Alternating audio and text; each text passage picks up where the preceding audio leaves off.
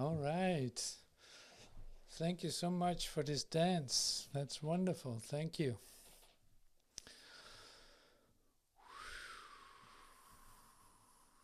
Hi, Christina. Good to see you too. Hi. Welcome. Um, okay.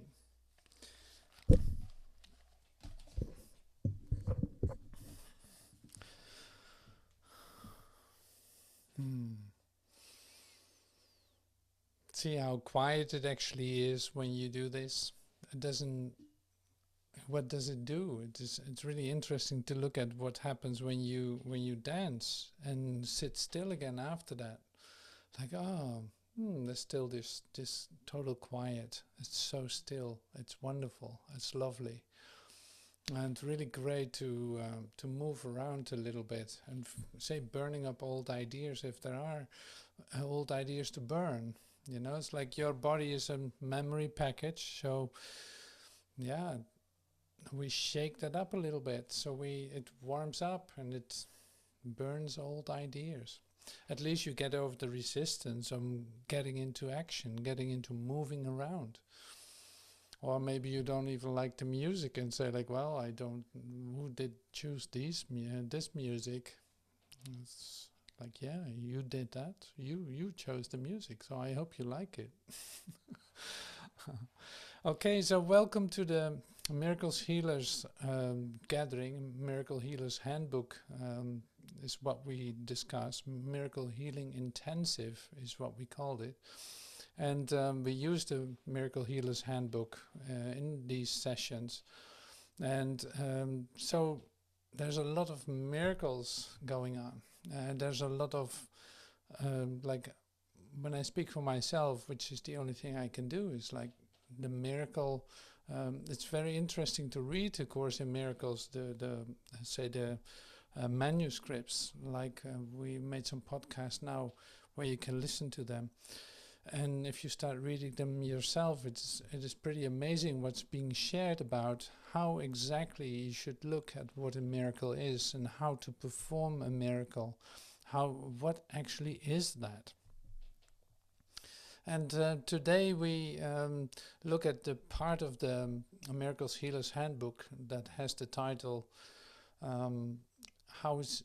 Wait a minute. How is healing? No, wait. Better read it. I lose everything when I don't apply it immediately. So here we go. How is healing accomplished? That was it. It's like, how is healing accomplished? And this is a pretty confrontative chapter in that sense. It comes from the teacher's manual. See, in the Course in Miracles, there are in fact 7 parts, but 3 parts in the Blue Book, which is a textbook and a workbook where you do the lessons, and there's a manual for teachers. And so, who is a teacher? You will ask. It's like, well, anyone who calls himself a teacher is a teacher. It really doesn't matter. Like, don't make the step too big for that. So that's why we use it today too in this class. How is healing accomplished? What actually is that? What is healing? What is behind all of this? And why would we perform healing? Why would we perform miracles? And see, these things are good to take a look at. We know a lot from Joel about healing, about coming into a still moment with someone, doing a treatment, being still, and seeing that something is being performed by your stillness, by your accepting this for yourself. And so that's a beautiful example of the miracle, so to speak. And so the miracle is always connected to your brother, to the. You don't do this by yourself in that sense. You extend it to a brother, and not that he necessarily needs to be there physically, but yeah, it's always in relationship. It's a gift where both the receiver and the giver receive that as a gift for themselves. See, to not make it mystical in that sense, or to demystify it, in fact, is then it is also very practical. It is a thought. It isn't like you. If you see all this in terms of totality, in terms of connection and unity, then it becomes such a different story. It's not that we're trying to do something. It's not that we're trying to accomplish something. No, it's the recognition of oneness. It's the recognition of our unity. And it is what you would, if you knew what to do for your brother, you would do it. Just because of the sake of, the,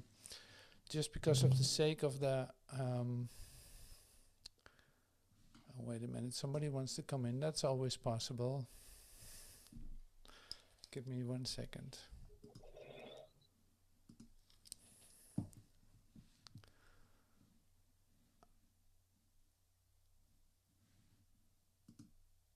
Okay. Yep. So, sorry for this interruptance. That's not what I wanted to do, but it's happening. So seeing this from the perspective of unity is where this becomes, say, acceptable to you. And this is the starting point why I want to remind you of, like, it has to be seen from there. You can only look at it from there, because then it makes sense. Otherwise it looks just like something strange or weird or mystical, or whatever your idea about it is. I don't want to fill that in for you. So the purpose is the remembrance of unity. It's not making it one again. No, it is one, and we're going to recognize that. So that is basically the fundamental idea behind all of this, behind all of these classes too. So to remember some of the miracle principles that we used last week in our session, I bring in some new ones because we didn't finish all of them. But yeah, I can always find some that are really inspiring, because it's beautiful. See, look at this one. The miracle is an expression of an inner awareness of Christ and the acceptance of his atonement. The miracle is an expression of an inner awareness of Christ and the acceptance of his atonement. That's great. A miracle is never lost. It may touch many people you have not even met, and produce undreamed of changes in situations that you were not even aware of. The miracle is the only device at your immediate disposal for controlling time. Only revelation transcends it, having nothing to do with time at all. The miracle is the only device at your immediate disposal for controlling time. The miracle is a learning device that lessens the need for time. It establishes an out-of-pattern time interval, not under the usual laws of time. In this sense, it is timeless. So let's just take a little look at that, because so we talk about meditations and we talk about timelessness and entering into timelessness, and you can have an experience of timelessness, but that doesn't mean that time, as you know it, ends. Like in this time frame, we are together. And see, I was teaching before a lot, like there's no continuity in time. So, but we, as the sonship, so to speak, started to believe that there's such thing as time. So we use that in the healing process. And the miracle then is the moment in which you come out of your time pattern. You know, you come out of your time pattern, something changes. And something that would maybe otherwise have taken 1,000 years for it to change. And so that sounds pretty awesome that that's possible. I know from deep experience that that that works that way with miracles, with actively using miracles, giving miracles, or receiving them for yourself. And so that is, the changes go so quickly and so effortlessly when you apply this, is that you actually don't know, you cannot even recall it, how it actually happened, but you see that something shifted in a way that you could never have done by yourself. So, and this is where what I actually want to express about, say, shifting time or quantum leap, or however you want to call that. Like, it's a form of quantum healing, if you want. Some of the time collapses. The time collapses. It's not that the time is completely gone. No, the time collapses. So the time is there as long as we have ideas about it. And since you realize your oneness more and more and more with everyone here, so to speak, it is like our joint venture that we give this away to the ones that want to receive it in the appropriate time.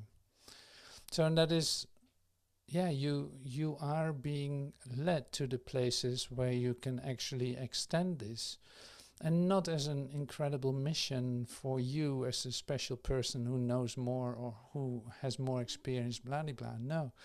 No, you in your simplicity, so to speak, you bring your grace with you wherever you go. You are just a manifestation of that. You take that with you.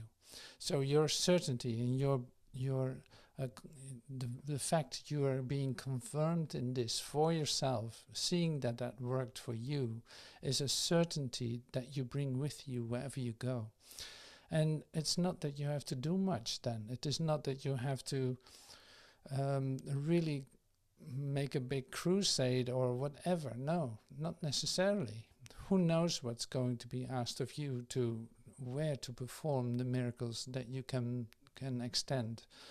It might be in such simple way, in such simple place, or it might just happen spontaneously anywhere.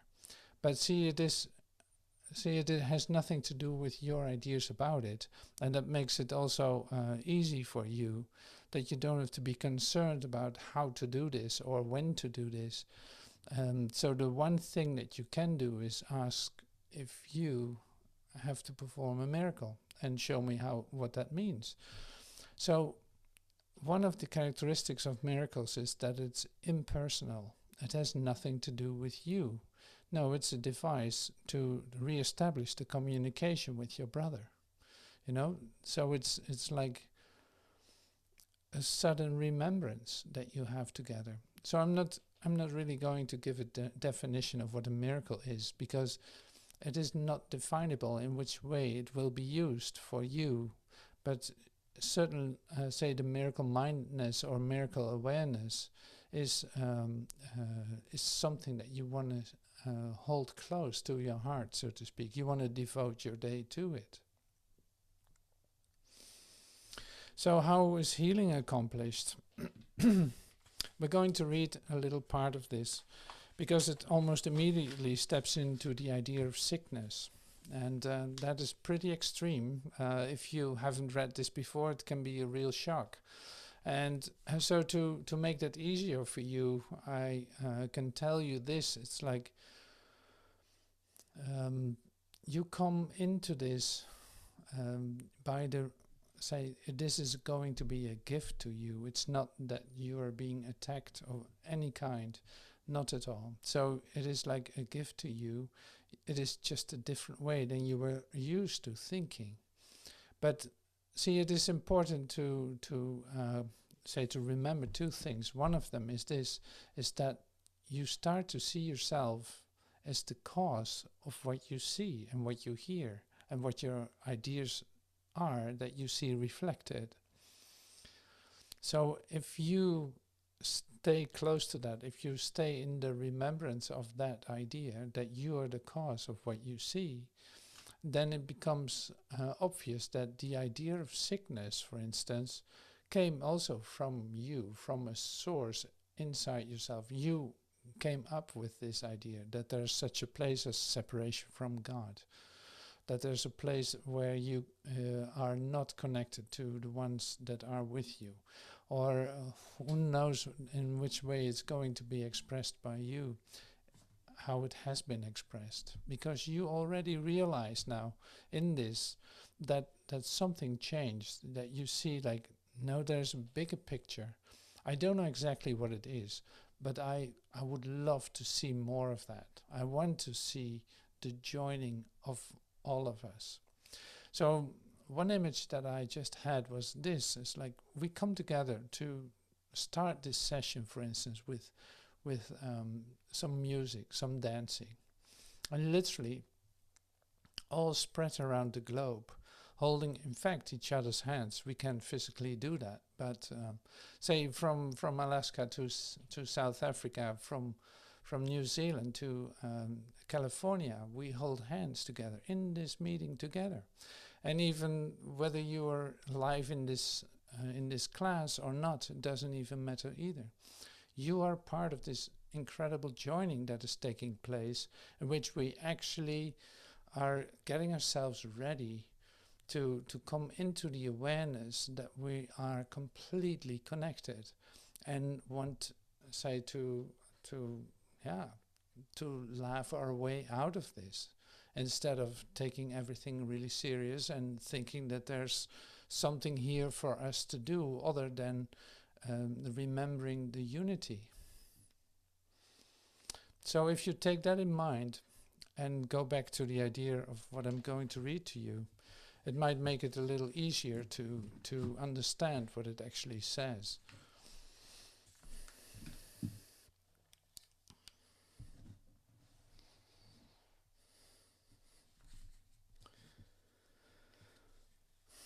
Healing involves an understanding of what the illusion of sickness is for. Healing is impossible without this. So what is the illusion of sickness for? That's then one of the things that's being asked. What is the illusion of sickness for? How have you used that before? How have you used that to prove what? The perceived purpose of sickness. Healing is accomplished the instant the sufferer no longer sees any value in pain.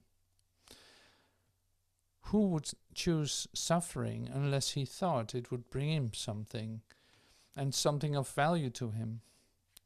He must think it is a small price to pay for something of greater worth.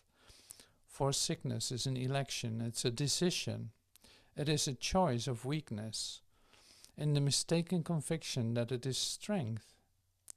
When this occurs, real strength is seen as threat, and health as danger. Sickness is a method conceived in madness for placing God's Son on his Father's throne.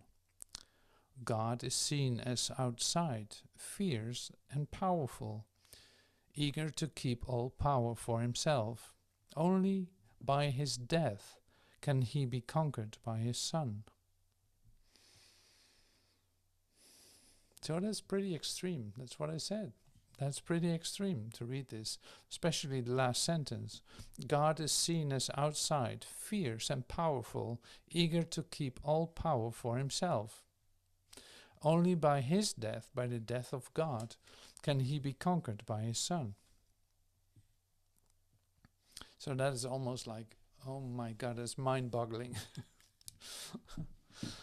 That's a horrific way of looking at it, isn't it? So it's like, what am I supposed to do with this?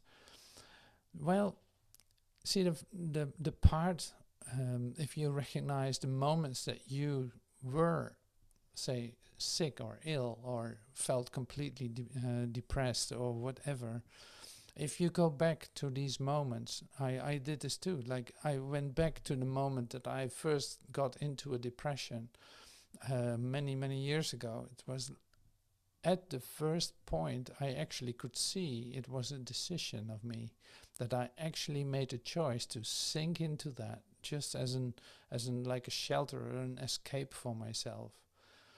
And the second time that the temptation came around for that, I could see that I also could choose differently. And then the whole depression didn't go. And that was the end of that whole segment of myself in which I can choose to step into a certain experience for myself. So, and this is something like, well, look at it yourself. Look at what happens to you or what has happened to you. If you go back to the beginning of all of that, you actually see that you had a choice and that you chose for that. So this demands of you like extreme honesty, to take a really honest look at what is it that I was doing? What was I thinking that I got myself into this? So I'm not going to stay too long with this subject in that sense, because that's not necessary. You can, for yourself, take a look at it if you have a specific situation where you were in or are in, to go to the beginning of that and see if you had a choice or not to step into it, if that was a conscious choice or not.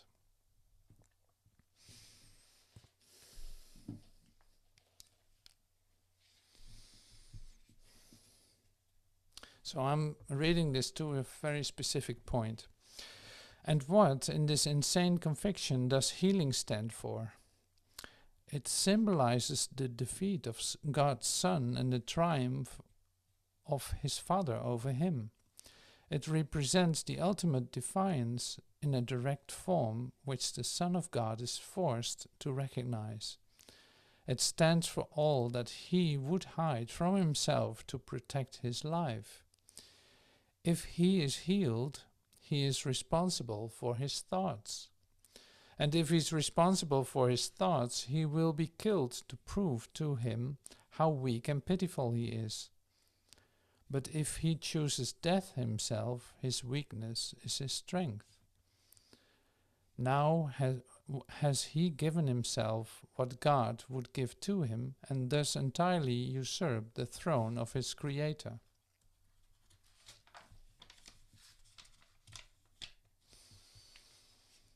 The shift in perception.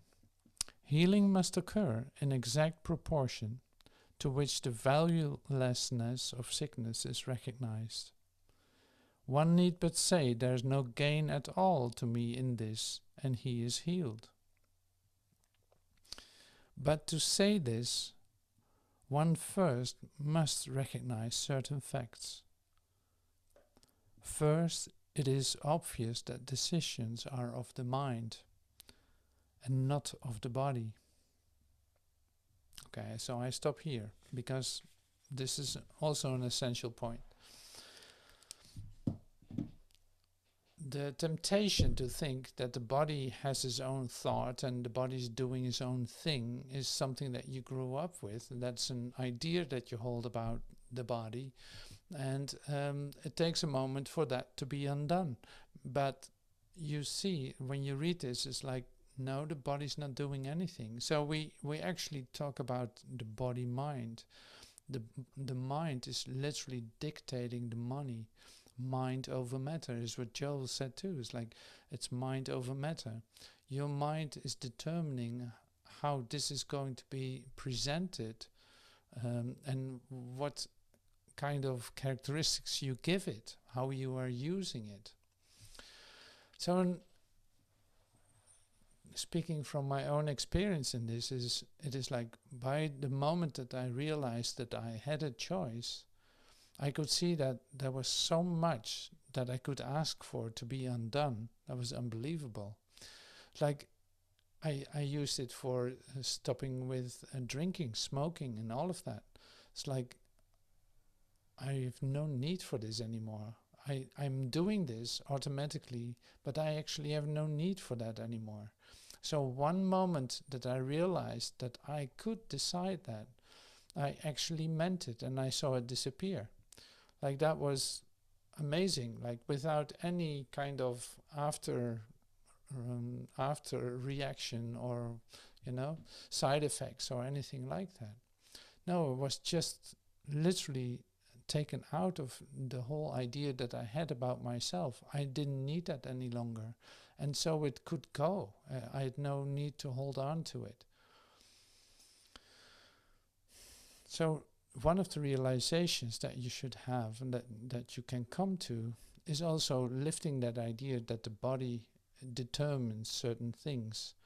Like, well, you can order the body to tell you that, but it is only that. It's not that the body can tell you something. And so that is so good to realize. So it's good to read this now and then, and to really let this come into your experience, because then it becomes more and more obvious that is the way it works. See, otherwise you would come into a source or a thing outside yourself that is determining something from you, for you. And that can never be so, because then there would be no, opportunity to change. If you still think that your mind that your body has a mind of its own, and then that will be so for you. But if you see that is actually stemming from your own mind, then you at least found the source of it. So then also the change can occur if you allow yourself to think in a different way about it. And especially in regard to, I have no need of this anymore. I have no need of that. But see, that is on a very honest level inside yourself, where you can actually share that, and that's been given.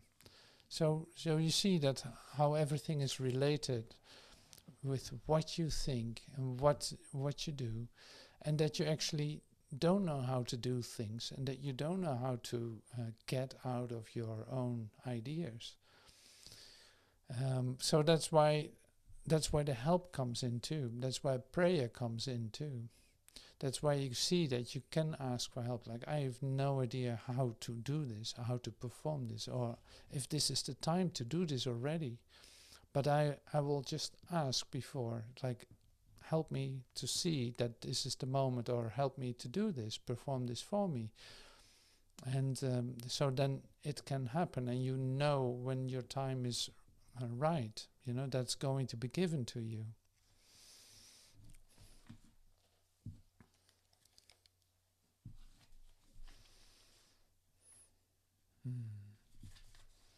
Okay, this is all leading to one point that's really great too.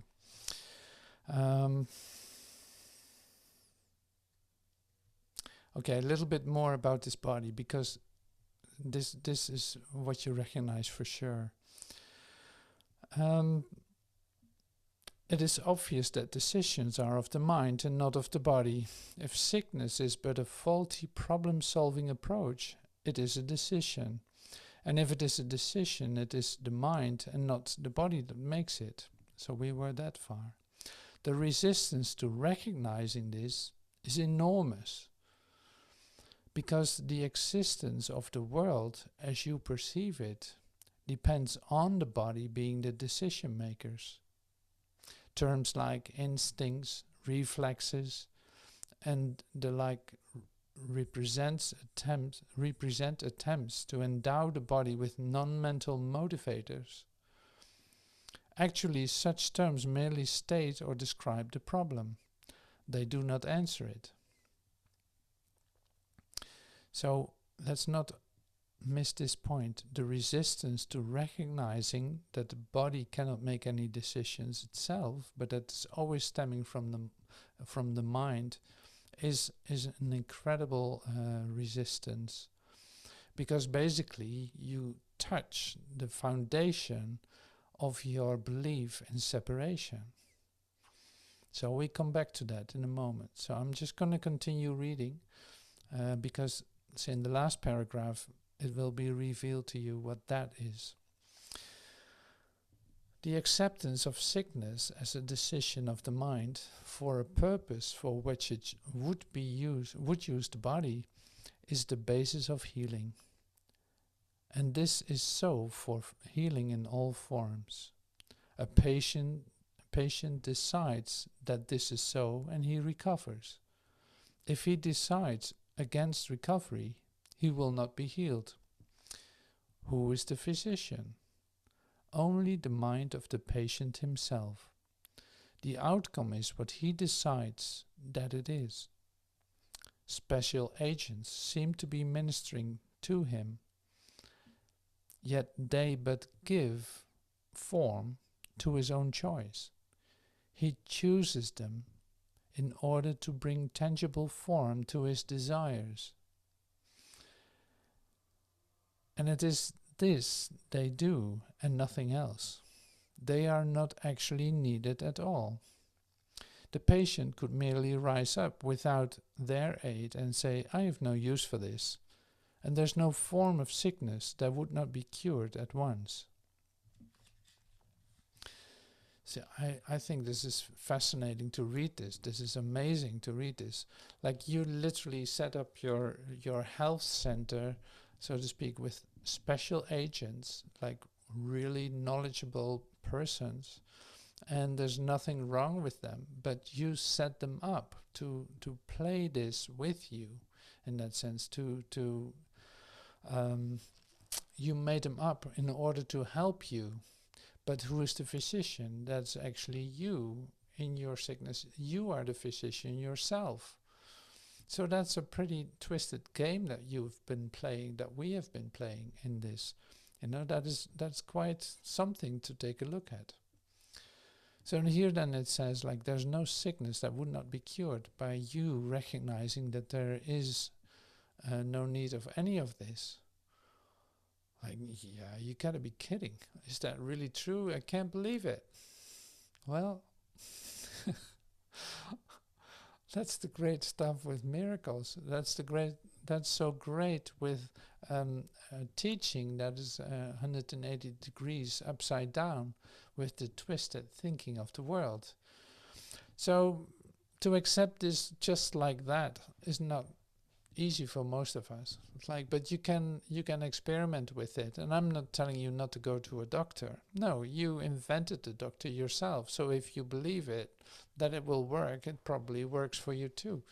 But if you really take a look at it, you know more at this point. You have heard something. You know the basic principle behind all of this. Like I just shared it with you, and maybe you read this before the class started. You actually know this. I'm telling you nothing that you don't know. So now, if you step into a hospital and meet a doctor or whatever it is, you'll see that something has shifted, something has changed. And that's really interesting for me. It was too. Like I went into hospitals the last years a lot with patients because I just had to walk with them into it, to assist them, and to see then that it actually never was for the reason that we went there. What happened, you know, it was not for the reason to heal this person or anything like that. No, there was always a different occurrence there where it was actually about. And it was very interesting to me. It never came to the point where actually something really happened, but like in terms of healing. But it was always related to a joining of minds, coming together, meeting, releasing fear. No, it did not happen. No, the results are good. No, this is that. No, this is so. You know, it's like it was always confirming the relationship, confirming the unity, and actually nothing else. How hard they try to find it. Oh yeah. It's always interesting to see that I have to look for my glasses while they're on my head. Anyway, so... So this is really interesting. I really love this. What is the single requisite for this shift in perception? It is simply this: the recognition that sickness is of the mind and has nothing to do with the body. Sickness is of the mind, it has nothing to do with the body. What does this recognition cost? Let's see what cost this recognition. It cost the whole world you see. For the world will never again appear to rule the mind. So this is a bit what I just said, like everything will change because you actually heard this, you heard what I said. So you cannot not hear it. So something will shift and something will change because of that. You will hear things differently. You will take another look at it and see like, oh my God, it is not the same as it was before. Like as if it is demystified. Like the magic that the doctor can perform, that you actually deeply not really trusted in the first place, if you are honest to yourself. You gave yourself to him, but actually you did not trust what was going on completely. You always had a bit of a doubt about it. At least I speak for myself. You had a doubt about it because the story wasn't complete. You know, it was just so partial and so just doing something with the symptoms instead of with you as a totality.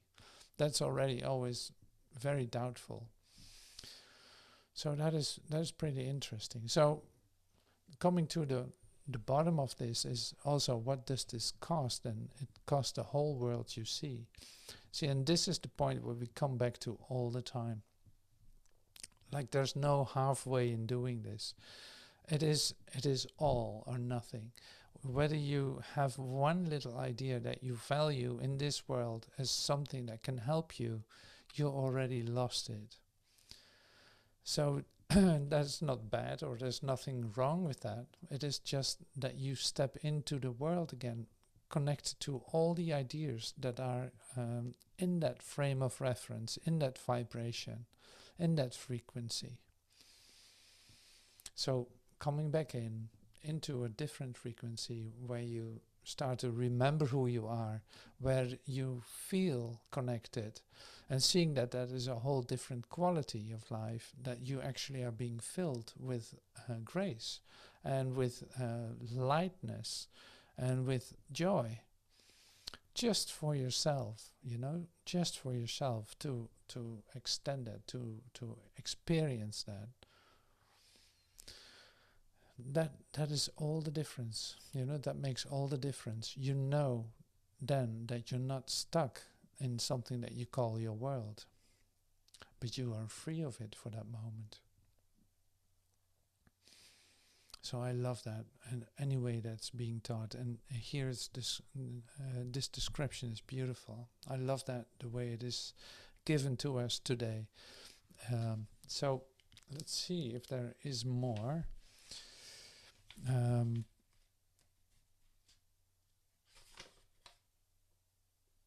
So here's about the teacher of God, the function of the teacher of God. If the patient must change his mind in order to be healed, what does the teacher of God do? Can he change the patient's mind for him? Certainly not.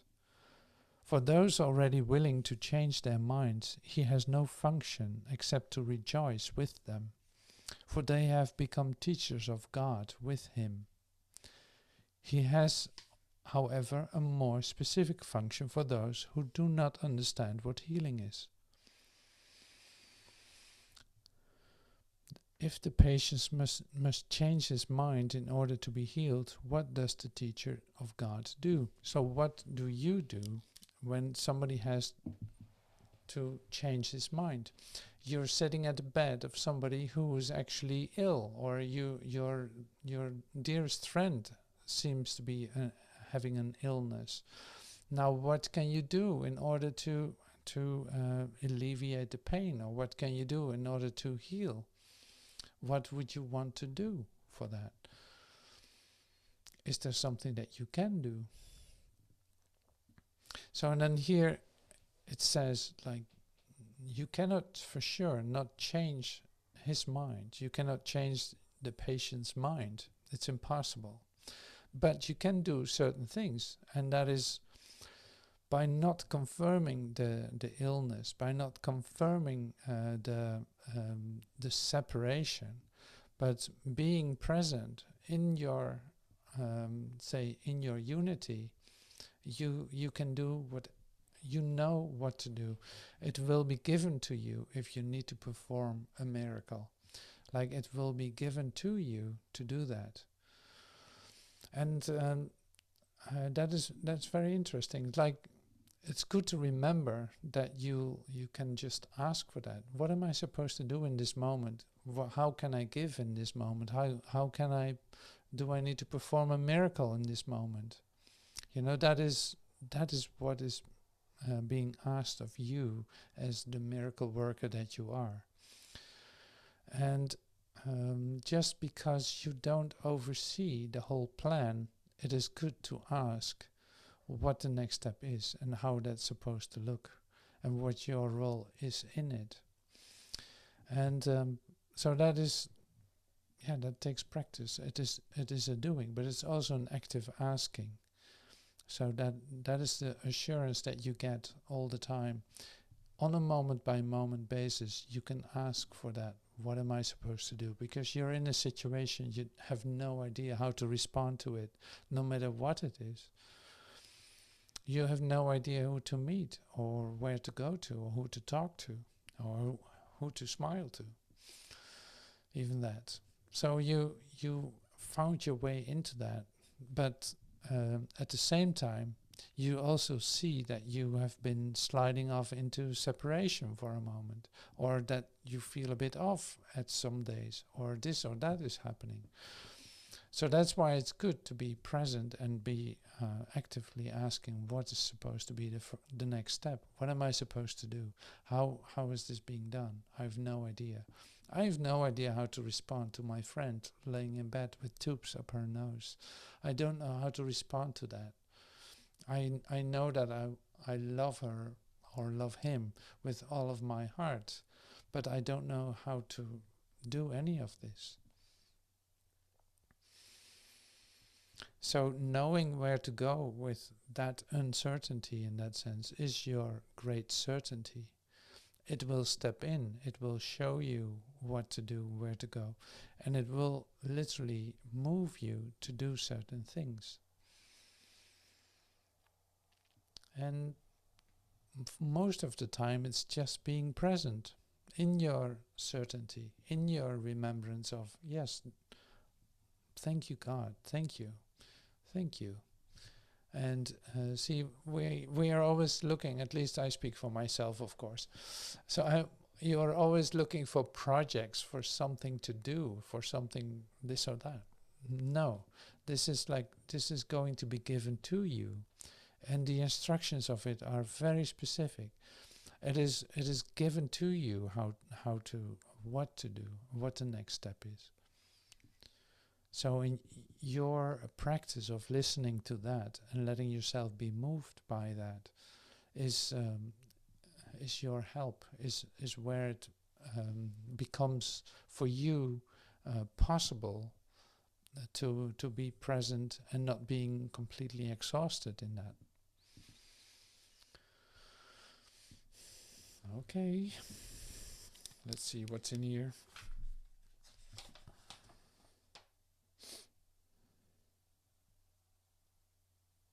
Okay, so this is from chapter 28 from A Course in Miracles. The miracle is useless if you learn but that the body can be healed, for this is not the lesson it was sent to teach. The lesson is the mind was sick that thought the body could be sick. Projecting it out, its guilt caused nothing and had no effects. This world is full of miracles. They stand in shining silence next to every dream of pain and suffering, of sin and of guilt. They are the glad effects of taking back the consequence of sickness to its cause. The body is released because the mind acknowledges, this is not done to me, but I am doing this. And thus the mind is free to make another choice instead. Beginning here, salvation will proceed to change the course of every step in the descent to separation. until all the steps have been retraced, the ladder gone, and all the dreaming of the world undone. This world is full of miracles. They stand in shining silence next to every dream of pain and suffering, of sin and guilt. So this is really good stuff, really good to remember to remind yourself that this is your reality, that this is happening in all the situations that you find yourself.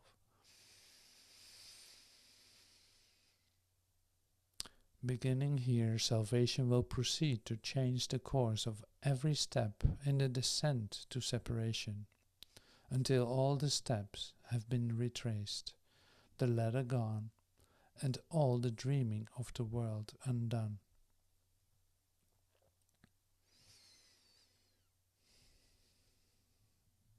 So thank you so much for listening to me and listening to this, what is given to us. And I hope to see you in the next class. I will be, I think it's now Thursday, maybe on Tuesday or something. We will give you an invitation for sure. So thank you so much for that, and I hope to see you in the next class. Thank you.